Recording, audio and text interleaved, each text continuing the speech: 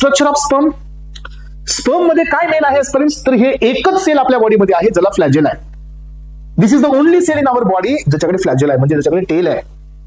Right. So sperm sale हे फ्लॅजिलेटेड आहे.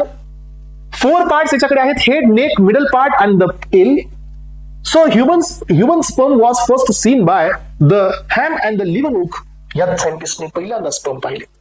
So head containing the DNA. पण एस्पिरंट्स लक्षात घ्या, हे क्वेश्चन तुम्हाला एक्झाम मध्ये येणारच आहे. यांच्याकडे किती क्रोमोझोमल न्यूक्लियस असतात किंवा क्रोमोझोमचा नंबर किती असतो, तर 23 असतो. And 23 is nothing but the haploid. कळते का सगळ्यांना? 23 इज नथिंग बट हेप्लॉइड. त्यामुळे स्पर्म हे हेप्लॉइडल असतात, स्पर्म कधीच डिप्लॉइडल नसतात, लक्षात ठेवा. मग आता आपण पाहतो की ह्या स्पर्म मध्ये डीएनए आहे हेडमध्ये आणि एक बेसिक प्रोटीन आहे दॅट इज प्रोटामेन. याच्या स्पर्मच्या पुढे गेल्यानंतर अशा प्रकारचे एक पाऊच असते स्पॅरेन. आणि हा पण क्वेश्चन तुम्हाला विचारला जाऊ शकतो.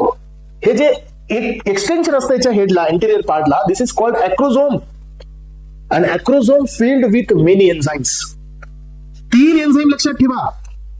त्यातला पहिला एन्झाइम असतो हॅलोरिनिडेज, जो की पुढे आपल्याला लागतो फर्टिलायझेशनला. सेकंड एन्झाइम असतो corona digesting enzyme. Yes, corona digesting enzyme B असते याच्यामध्ये.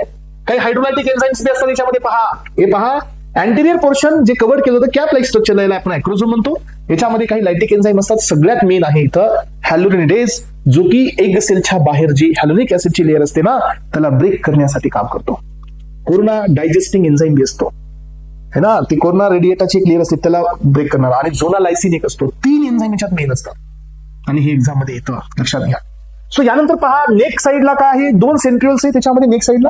मिडल पीस मध्ये डायरेक्ट मायटोकॉन्ड्रिया. कारण या स्पर्मला फिमेल बॉडीच्या मध्ये रिव्हर्स पेरिटायसिसनी वरती जायचे, then he need extreme energy.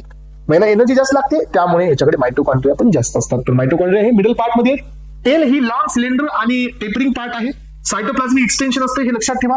आणि हे टेल यांच्या मुवमेंटचं काम करते.